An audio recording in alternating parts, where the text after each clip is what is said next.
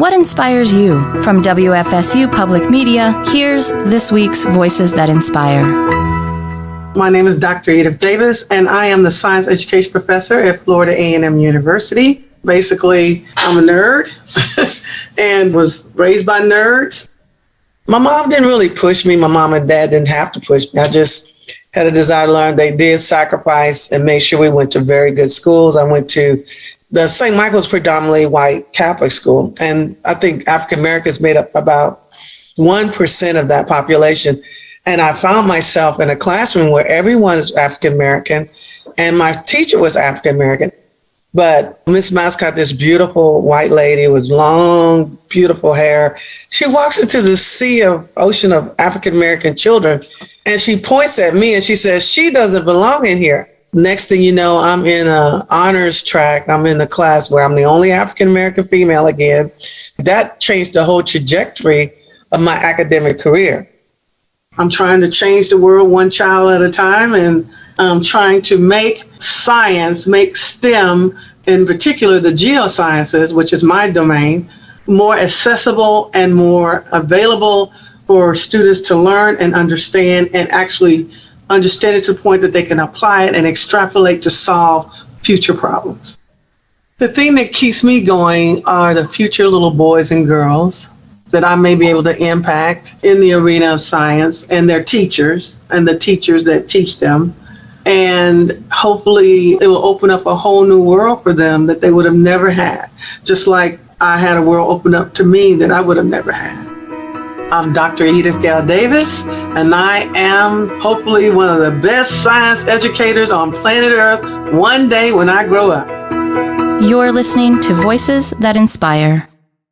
How to better and more effectively teach our children. That's what parents, homeschoolers, teachers, professors, and administrators learned today at an education workshop at FAMU. It's called Microspiral Methodology, or MSM, and it's been scientifically proven to help children learn and retain information at an accelerated rate. I'm teaching people how to learn.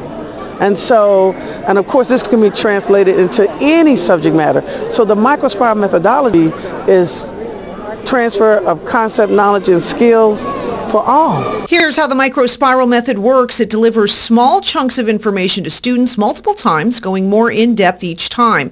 This spiral, as it's called, reinforces old information and builds on new. Today's event at FAMU was all about showcasing the method and its impact on education. World-renowned cognitive neuroscientist Caroline Leaf focuses on the mind-brain connection. I teach on how our mind is different to our brain. We are not our brain, and how as you think very deeply for meaning intellectually, you actually change the structure of your brain. And one of the method students, part of the Gifted program at FAMU's Developmental Research School, is one of its success stories. The more you learn about different sciences and different types of studying programs and different types of things when you're at a young age, I think that they might help you when you're in the future and when you're older. Definitely. And as for closing the achievement gap for minority students, Dr. Davis says the microspiral approach helps solve two problems that plague public schools and students of color: student absenteeism and teacher absenteeism. So with the method, the instructor divides the teaching time 25% to review the previous day's work, 50% to the day's works, and 25% to the upcoming day's lesson. That way students get exposed to the information at least 3 times. Ava Van Valen, WTXL ABC 27. Hi, my name is L'Oreal Green. I am 5 years old, and I'm gonna say we're all on planet Earth. We're on planet Earth where we have our atmosphere, our hydrosphere, our lithosphere, and our biosphere. It goes up and down, and everything is made of matter, and matter is made of elements, and elements are made of atoms, and atoms are made of protons, electrons, and neutrons. Protons, positive charge, electrons, negative charge, neutrons, no charge. And where is this? All on planet Earth. God said, let there be light. Super, hyper, nova, matter, antimatter coming together to create the Big Bang Boom. And the orange cloud called the nebula, which is the incubator, were the planets and the stars. And we know that everything comes out of that nebula. Black holes, black dwarfs, brown dwarfs, red dwarfs, yellow dwarfs, white dwarfs, red giants, neutron stars, pulsar stars, magnetite stars. And where is this? All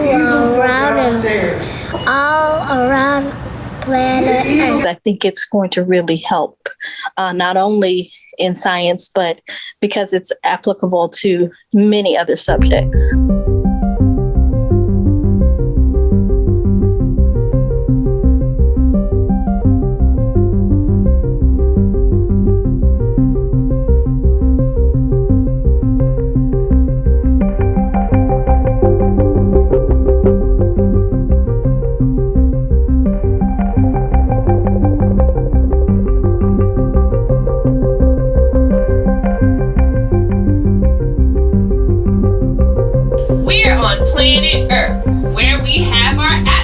Our hydrosphere, our lithosphere, and our biosphere runs up and down, and everything's made of matter, and matter's made of elements, and elements are made of atoms, and atoms are made of protons, electrons, neutrons, protons, positive charge, electrons, negative charge, neutrons, no charge, and where is this? All on planet Earth. What is the microspiral methodology? Well, really, all the great teachers have been doing it for decades, but I was fortunate enough to put it in a dissertation. It actually takes the past, the present, and the future concept, knowledge, and skills and transfers this information into both the left and the right side of the brain. That's right, encodes the concept, knowledge, and skills into the left and the right side of the brain into the long-term memory. And it uses a mnemonic that will actually help you to retrieve the information, and you can extrapolate and solve future problems. Thus, it's an accelerated methodology of transferring of concept, knowledge, and skills through the microspiral methodology.